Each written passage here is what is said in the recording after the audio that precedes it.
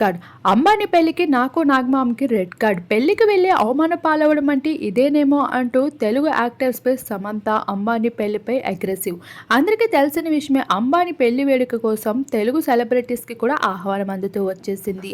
బాలీవుడ్ తారలు కొన్ని కోట్లు విలువ చేసే నగలు బట్టలతో అందరికీ కళ్ళు చెదిరిస్తూ వచ్చేశారు. ఇక ఆ ఆహ్వానానికి తెలుగు సెలబ్రిటీస్ అడుగు పెట్టినప్పటికీ ఊహించినంత పెద్ద మర్యాదలైతే దక్కలేదనే చెప్పుకోవచ్చు. దానికి తోడు మన తెలుగు యాక్ట్రెస్ కట్టుబొట్టుపై విమర్శించడంతో పాటు రష్మిక మందన కట్టుకున్న చీర కట్టుపై, ఉపాసన కొనిదెల, ఇలా తమన్నా కాజల్, ఇలా ఏ ఒక్కరిని కూడా బాలీవుడ్ యాక్టర్స్ అయితే వదిలిపెట్టలేదు ట్రోలింగ్స్ చేయడంపై. ఈ విషయంపై మన తెలుగు యాక్టర్సే కాదు, ఆడియన్స్ సైతం ఎంతగానో ఎమోషనల్ అవుతున్నారు.